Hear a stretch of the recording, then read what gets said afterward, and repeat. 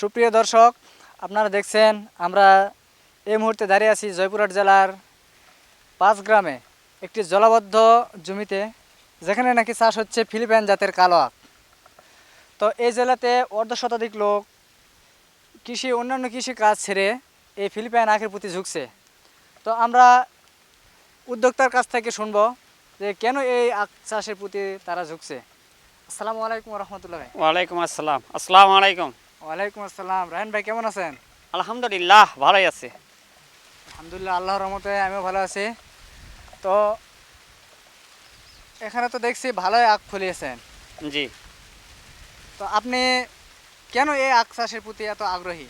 এই আখ চাষের জন্য আগ্রহী এই কারণে যে এখানে অনেক আয় হয় আর কি। আয়ের জন্য আপনি এখানে কতটুকু জমিতে আখ লাগাইছেন? এই 12-14 শতাংশ হতে পারে। মাশাআল্লাহ। তো এখানে এই 14 শতাংশ জমিতে এই আখ চাষ করতে গিয়ে আপনার খরচ কেমন হয়েছে যদি একটু বলতেন দর্শকদের। এখানে খরচ 40-45-এর মতো পড়ে গেছে আর কি। ঔষধ চাষ সব সার সব কিছু ধরে আর কি। আচ্ছা, তাহলে আপনার এখানে বলছেন যে প্রায় 14 শতক জমিতে 40 থেকে 45 হাজার টাকা খরচ হয়েছে, মোটামুটি প্রতি শতকে 3,000 টাকা খরচ হয়েছে জি এরকম না? জি। আচ্ছা, তো 1 শতাংশ জমিতে এই ফিলিপাইন জাতের আখ চাষ করতে খরচ হচ্ছে মাত্র 3,000 টাকা। তো আপনার ধারণা এই 14 শতাংশ জমি থেকে আপনি কি পরিমাণ বিক্রি করতে পারেন, কত টাকা হতে পারে? এখানে বিক্রি প্রায় 1,40,50 এরকম বিক্রি করা যাবে এখানে ধারণা আর কি। আচ্ছা, তার মানে এখানে বোঝা যাচ্ছে যে 1,40,000 বা 50,000 টাকা যেটা খরচ হয়েছে উপরে। হুম। তো এখান থেকে আপনার একটা আইডিয়া যে 1 লক্ষ টাকা আপনার বেনিফিট থাকবে, তাই তো? হ্যাঁ, এটাই আমি আশা করছি 1 লক্ষ টাকা থাকবে। আচ্ছা, আপনি এর আগে কি চাষ করতেন? এখানে আগে ধান চাষ করতাম, যা আপনার চিচিঙ্গা বলে আর কি, এগুলা চাষ করতাম, আলু চাষ করতাম। এগুলা চাষ বাদ দিয়ে এগুলা চাষ করতেছি, এখানে লাভজনক এই জন্য আর কি। আচ্ছা, আপনি এর পূর্বে ধান আলু সিসিঙ্গা চাষ করেছেন, এতে লাভ হয়েছে কীরকম পুরো বছরে একটু ধারণা যদি দিতেন আমার দর্শকদের। পুরা বছরে যা লাভ হইতো এখানে ওই 30 থেকে 40 হাজারের মতো হয়তো আসতো। সেজন্য আমরা প্রতি বছরে 1 লক্ষ টাকা পাচ্ছি। এই জন্য আমাদের এই আখের চাষটা করতে খুব ভালো লাগে বা ইচ্ছা হয় বা আরও সুন্দর লাগে। আচ্ছা, ঠিক আছে।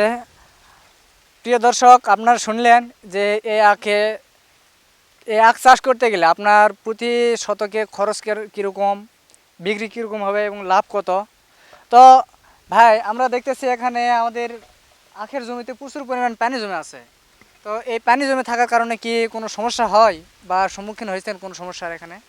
পানি জমি থাকলে সমস্যা হয়, কিন্তু জলবদ্ধতা না থাকলে সবচেয়ে ভালো হয় আর কি। কুষার মিষ্টি হয় বা হয়তো কুষারের কোনো পড়ে যাওয়ার সম্ভাবনা থাকে না, আর থাকলে সম্ভাবনা থাকে পড়ে যাওয়ার। আপনি এই আখ চাষ করতে এসে এখানে কি কি ধরনের সমস্যায় ভুগছেন, যেমন রোগ হয়, আখ নষ্ট হয়ে যায়, এরকম কোনো সমস্যায় ভুগছেন হ্যাঁ, কিনা? অবশ্যই। এখানে সবচেয়ে মার্জা পোকার অত্যন্ত বেশি লাগে। আর এখানে ছত্রাকনাশক, যা আমরা পচানি করে বলি আর কি, এগুলা বেশিরভাগ হয়। এটাই সবচেয়ে বেশি হয় আর কি। আর শেষ তো দেওয়াই লাগে। আচ্ছা, সেচ তো দিতে হবে স্বাভাবিকভাবে, যে কোনো ফসল চাষ করতে গেলে সেচ দিতে হবে, এটাই স্বাভাবিক। তো আখ যে চাষ করতেছেন, এর পূর্বে আমরা দেখছি ধান আলু চাষ করলে অনেক সময় মূল্য কমে যায় এমনভাবে যে কৃষক লসের সম্মুখীন হয়ে যায়। তো আপনি কি মনে করেন, এই আখ চাষে কি কোনো ঝুঁকি রয়েছে বা ক্ষতির সম্মুখীন হতে পারেন? না, এখানে কোনো ক্ষতির সম্ভাবনা নেই। আখ চাষে লাভ সংখ্যাই বেশি আর কি। তো ঠিক আছে দর্শক বন্ধু, আপনারা এতক্ষণ আমাদের জয়পুরহাট জেলার এক উদ্যোক্তার কাছ থেকে ফিলিপাইন আখ সম্বন্ধে জানলেন। তো সর্বশেষ আপনাদের উদ্দেশ্যে একটা কথা বলতে চাই যে এই আখ চাষে কোনো ক্ষতির সম্ভাবনা নেই কোনো ঝুঁকি। এখানে যদি প্রতি বিঘায় হিসাব করা যায় তাহলে 1 লক্ষ টাকা খরচ করা হয়। তো এখানে 1 লক্ষ টাকা খরচের বিনিময়ে দেখা যাচ্ছে প্রায় 4 থেকে 5 লক্ষ টাকা ঘরে আনা সম্ভব। আমি মনে করি যে বাংলাদেশে এমন কোনো ফসল এখনও আসে নাই যেখানে এই আখের মতো লাভবান হওয়া যায়। তো সুতরাং আপনারা নিঃসন্দেহে এই আখের প্রতি ঝুঁকতে পারেন। তো ধন্যবাদ। আজকের জন্য এই পর্যন্তই। আসসালামু আলাইকুম ওয়া রাহমাতুল্লাহ।